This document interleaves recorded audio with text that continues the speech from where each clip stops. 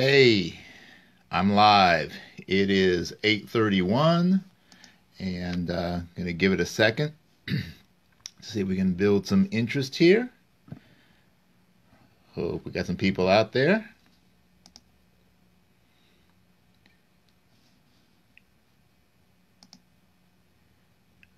It's a wonderful day, nice and brisk. So when you get on, please make sure you let me know you're there.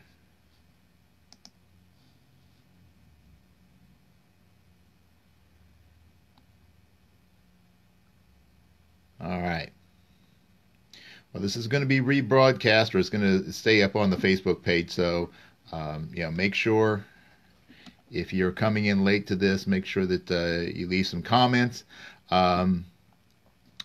Also, make sure that you share this with as many people as possible.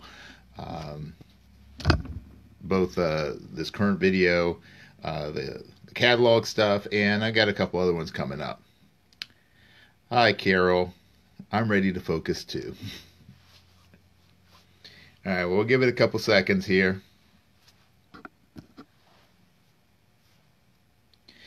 And let's see if anybody else joins us. Okay. Well, anyway, it's it's been kind of fun working on this. Like, it's not been kind of fun. It's been real fun working on this project. And I would like to do a lot more. So if there are any topics that you would like to get my input on, hey, throw them out there, because I want to be able to share my knowledge and my experience, but it needs to be something that's going to interest you guys. So please let me know if there's a topic that is of interest, and I will do my best to deal with that. And if I can't, I will find somebody who can. All right. So that's part of what I do.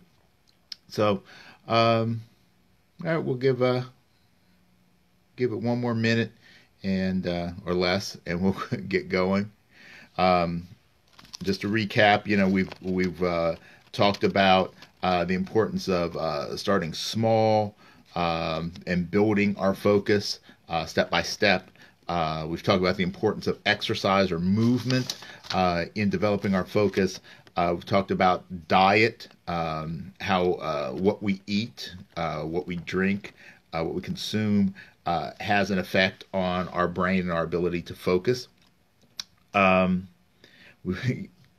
gave you the idea of how to help to clear your mind by using the dump concept, and some ways of using the method of writing things down to help to give your thoughts those moments to breathe, the moments to exist, to be recognized, so that then you can clear your mind and focus.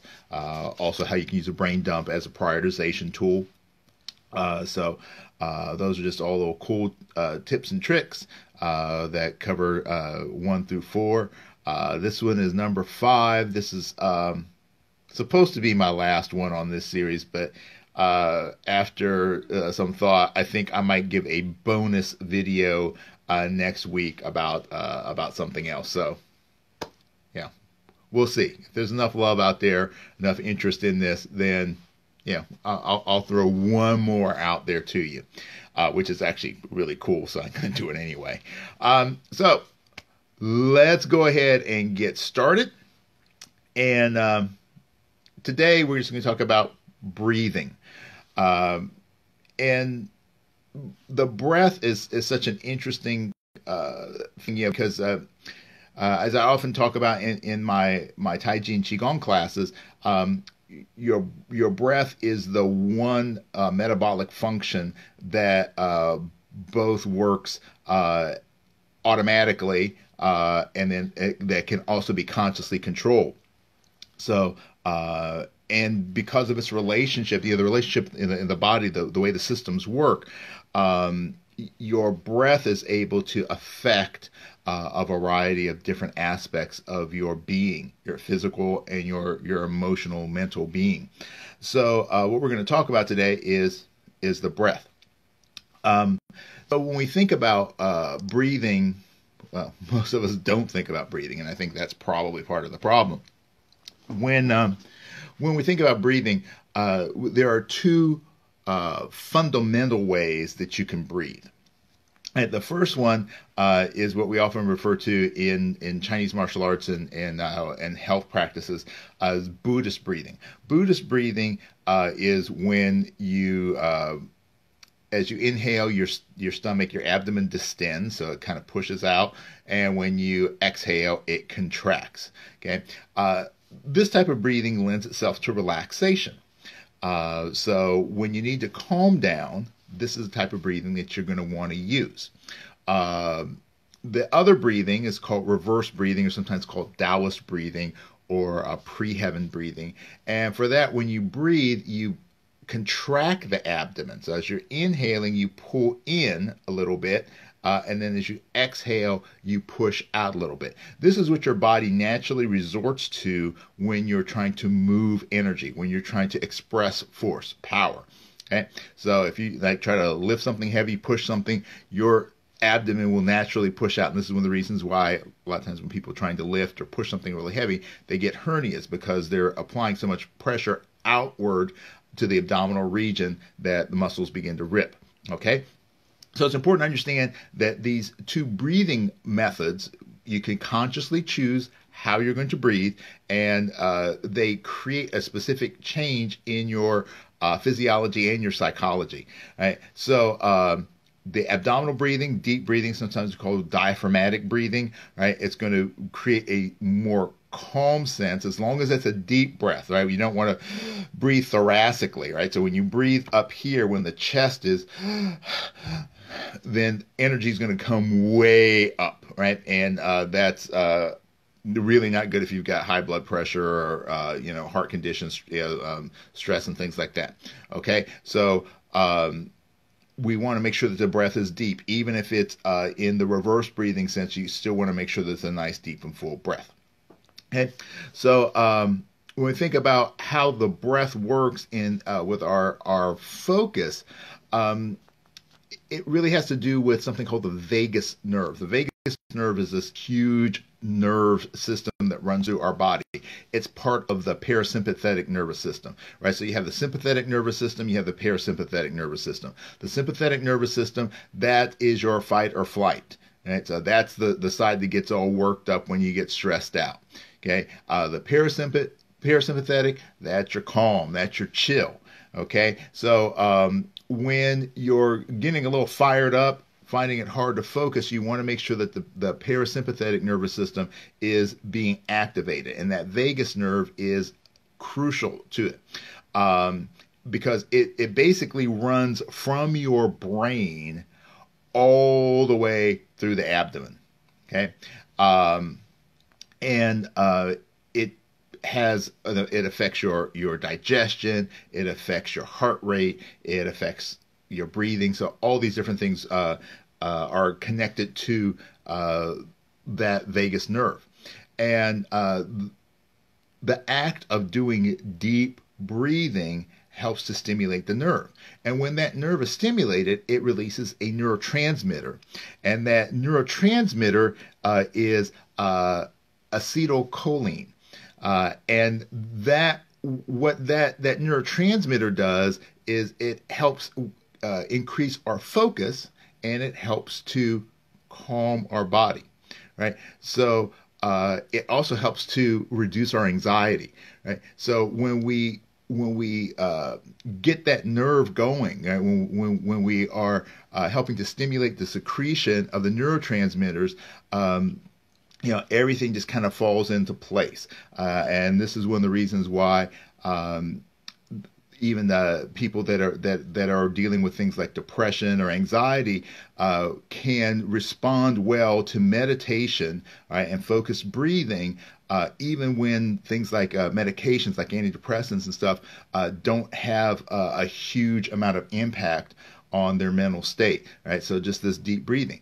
And, this kind of goes back to what we, have been told all our lives. Like when you're stressed out, when you're, getting frustrated, getting angry, right? Take a deep breath, count to 10, right? So there's a lot of truth to that. So that's one of the ways that it works, right? It affects our blood pressure too, helps to lower our blood pressure. There's been research that shows that using these kind of breathing techniques and meditative techniques can actually help to increase brain size. I mean, not like your brain's going to become like this, but it helps increase the thickness of a specific region of the brain, and that region of the brain is the part that deals with our attention and processing of sensory inputs. So, and the cool thing about that is that those effects get stronger as we get older. So, deep breathing, good for everybody. So the question is then, how do we breathe? So I'm going to give you a couple exercises. Those of you who have been around me for a while have probably already done these, but we're going to go over them anyway. Okay, so the first one is just very simple. Right? If you take your hands and you just bring your hands and touch your abdomen, right? And just right around your belly button. And just as you breathe, and this really works best if you're laying down, because then you can really get this sense of the abdomen, expanding and contracting, right? So if you're laying down on your back and you just take a nice deep breath in and feel your abdomen like it's filling up, even though air isn't going all the way down there, right? You just want to let your abdomen distend a little bit, letting everything kind of relax through the rib cage so you get the deepest, fullest breath possible. So you want to imagine filling from the bottom up. Right? And so you just take this nice, slow, deep breath in, and then maybe hold it for just a slight pause. And then let it out. Okay? Very, very simple. Easy way to start. You don't need any specific tools to do it. Just be able to breathe deep. Now, if you just breathe in a deep and regular pattern, you're going to already feel a little bit of calm. If you focus on exhaling for longer than your inhalation, that really helps to get things calmed down. I was going to say get them moving, but it's moving in that positive direction. Right? So it starts to stimulate the vagus nerve. So just taking that nice slow breath in. So if you take a breath in for, let's say, 4 counts. So 1, 2, 3, 4, and then let it go. 1, 2, 3, 4, 5, 6, 7, 8. Right, longer and longer on the exhalation. Then this tends to really calm the body down, calm the mind down, so that you're able to focus a little bit more. One of my favorites, though, is breathing method that is it's real simple. It's just about doing this very slow breath, but doing it for 90 seconds. And this is something I picked up from Jim Fannin from his 90-second rules. So if you get a chance to check that out, it's a really great. I don't know if you can find the book anymore. I had audio CDs. So it has a really, really great book by a peak performance coach. And he talked about the importance of breathing for getting in the zone. And so this method is very simple. And everything he talks about in his series is about this. Everything is broken down into these 90 seconds, right? That's his thing. 90 seconds. That's why it's called the 90-second rule. So the idea is that for 90 seconds, you just breathe as slowly as possible. Okay. So as you're breathing, you're being conscious of your respiration rate. So the respiration cycle is 1 inhale, 1 exhale. For example, the average resting respiration cycle for an adult is between 12 and 20 cycles a minute.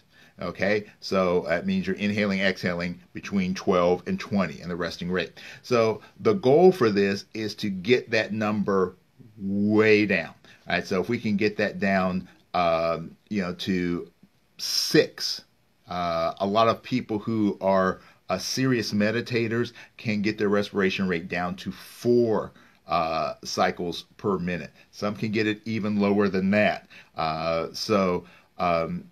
The idea, though, is that as the rate decreases, that the brain focuses more, right? Because you're stimulating that vagus nerve, you're releasing the right neurotransmitters, your brain is being brought chemically into a position of focus and attention. Okay, so it's just that simple. So you can use a timer, whatever you need to use, but just take that 90 seconds and make the breath as slow and as smooth as possible. For this one, you don't want to, a lot of people will just do like, and hold the breath. It's not a holding exercise. This is a continuous breath in and then a continuous release. All right, so we want to try and do that over this 90-second period.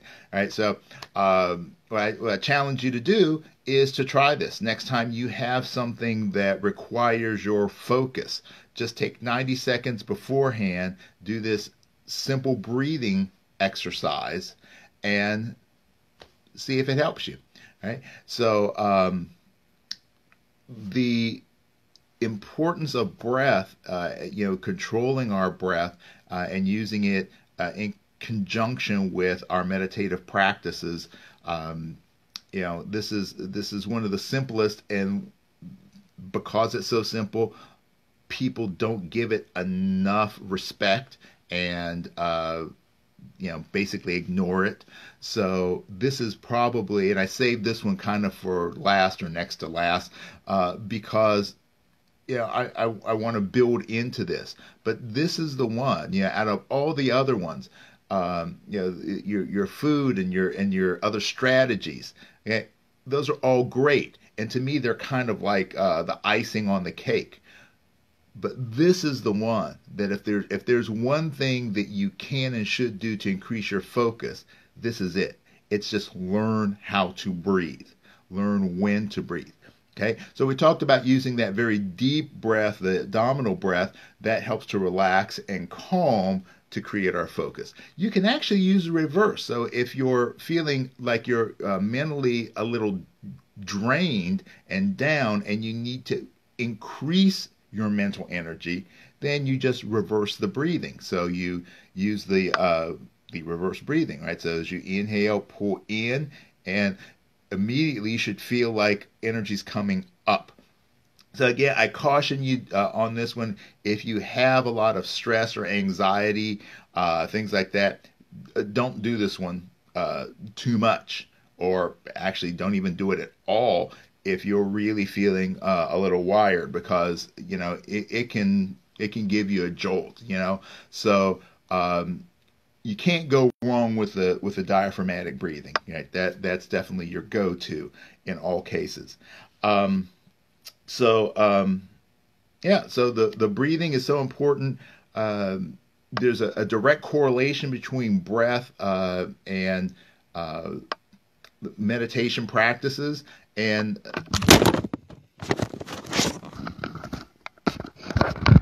sorry about that. Wow. I am really sorry about that. I guess my energy was too strong and I just knocked the phone off of its tripod.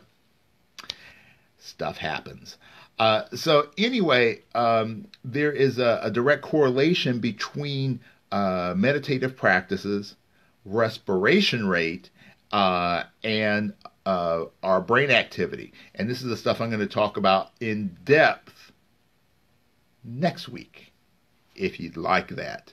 Anybody want to hear that? Carol, do you want to hear that? Yes, oops is correct. But there's an interesting correlation, and it's a question of whether it's the chicken or the egg. Because what's been found is that the more you meditate, the slower your respiration becomes, and the more your brain waves enter into the more desirable states for focus and clarity. So like getting into the alpha and theta states, as opposed to the beta state, right? So you know getting lower even into the delta states. So what you start to see is that the meditation helps to adjust the brain waves.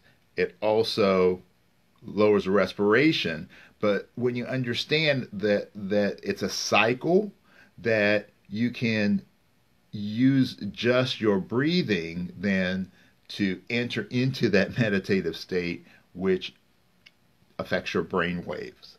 Right? So this is kind of a cool thing to think about. Right? So when you learn to control your breath, you can enter into these states much quicker. So instead of having to sit down and sit in your meditation room on your cushion and light your candles and put on your special music, you can anywhere. You can just start to focus your breathing, and then your breathing is going to start that cycle, which is going to help to bring your brain waves into the state that you need. All right, so I hope that this is interesting. I hope that this is thought-provoking. I hope that you try some of these breathing techniques. Just the deep breathing, regular deep breathing. You can do counting on that. Doing the timed 90-second breath, and just try to use these tools and see how they work.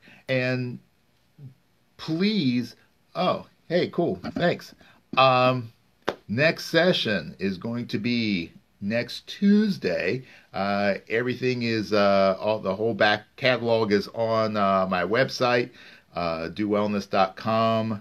/focus. You'll find the rest of them also on the YouTube channel. Next week we're going to talk about brain waves and some ways to help to tweak them through technology. So it's kind of cool stuff, and we're going to play around with some ideas. But yeah, try this stuff out, and please make sure if you try any of this stuff and you have any kind of results, please share it. Make some comments, come back to the video, make some comments on it, make comments on the Facebook page, send me a message. But yeah, I want to know that people are getting something out of this, right? So just keep breathing deep, share this with people, don't keep it to yourself, and I hope to see you next Tuesday, 8:30, for our bonus session on Fire Up Your Focus. All right, cool. Thanks, everybody, and we'll see you next time.